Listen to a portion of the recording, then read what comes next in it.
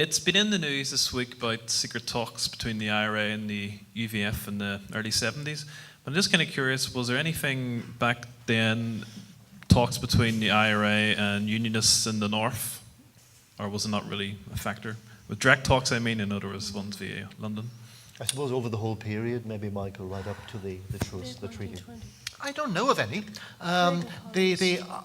The Dáil, Sinn Féin's and the IRA's deep ignorance of Ulster is staggering. Its lack of interest in Ulster, Ulster Unionists and Ulster Nationalists, is really remarkable. I mentioned it in passing in the context of the treaty, where Ulster was just a tactic. They were concerned about the South. One of the main interventions by the Dáil government regarding Ulster was the Belfast boycott, which those who were well informed said will be a disaster. It will impose an economic form of partition as well as the administrative and political partition that the British government is contemplating. They knew little. It might be unfair to say they cared less. They regarded the Ulster Unionists as dupes of the Conservatives, puppets manipulated by the Conservative Party. They refused, despite all the evidence that should have been available to them, and I'm speaking of people like James Connolly as well as Owen McNeill, they refused to accept the genuine existence of a large Ulster Unionist population deeply committed to maintaining the Union. I don't know of any negotiations. I would be astonished in the light of the lack of information and apparent lack of interest if there were. Possibly my colleagues are better informed, but my answer is, as far as I know, no.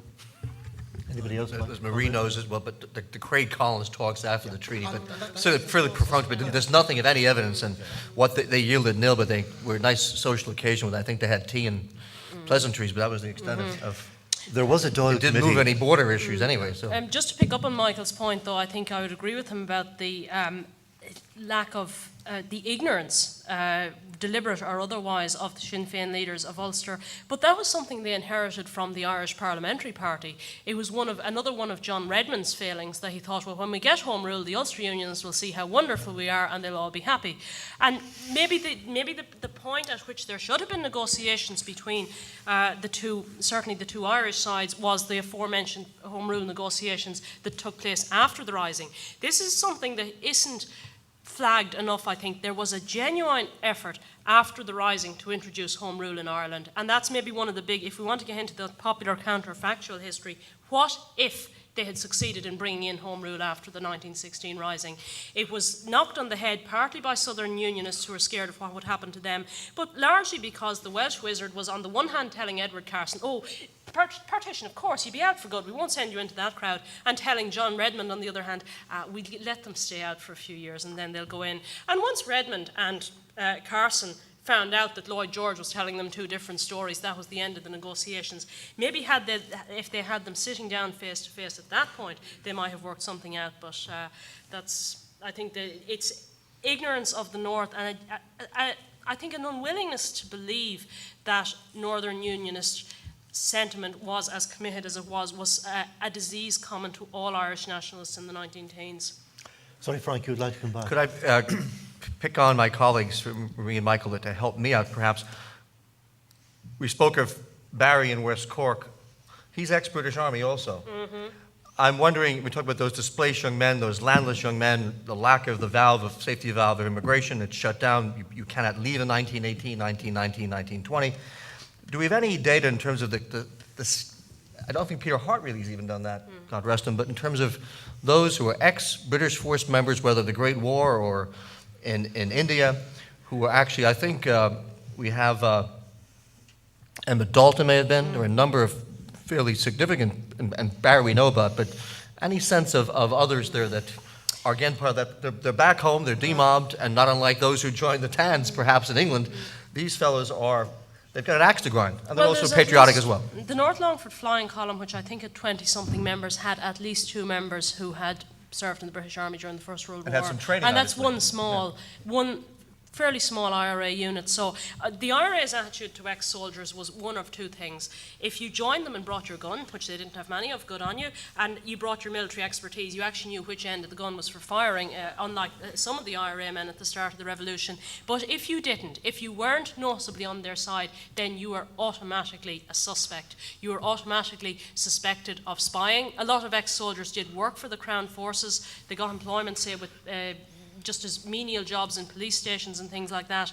And the very high proportion of ex-soldiers executed allegedly as spies by the IRA does suggest, I think very strongly, fits in with the work of Jane Leonard, that the IRA were extremely suspicious of ex-soldiers. And ex-soldiers, I think it's Jane Leonard's phrase, were one of the softest of targets. There's no evidence that many of these men were spies in any way, but they were suspicious and they were alien as far as the IRA were concerned. It's either at Kilmichael or at Crossbarry, but Barry actually is wearing his British tunic. As a decoy on the road to stop the British, to slow them down, he actually appears in his uniform. So it's probably the irony of ironies, but... Tony, is it on this point? Is it on this? Good, okay. Well, just when the mic's coming to you, just on that question of contacts between Dáil Éireann, the IRA leadership, and Northern Unionists, they did send a few people north in 1920-21.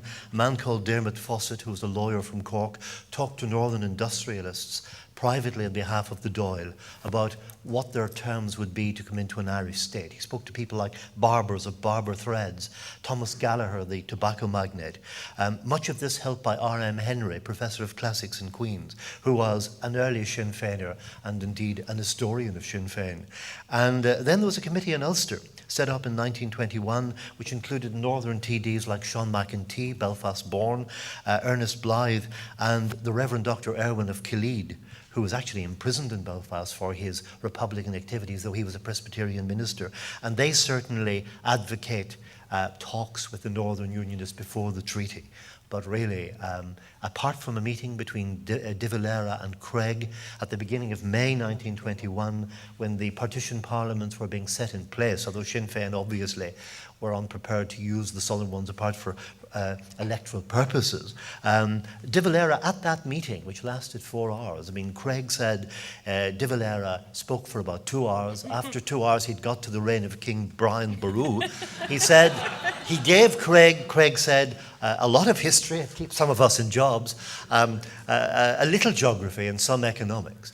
But the one thing De Valera said about the meeting, and still repeated this in the 1930s, was he was struck at that 4-hour meeting in a Dublin suburban house at the emphasis which Craig placed on the link with the Crown. De Valera said Craig spoke of the Crown as though it was almost a sacred thing. And that led to his later reluctance to abandon that last link, even in 1948-49, when the South became a republic. De Valera was cold to that idea, seeing the Crown as a link to the North, and probably remembering that first and last encounter with the architect of the Ulster Unionist Council, James Craig.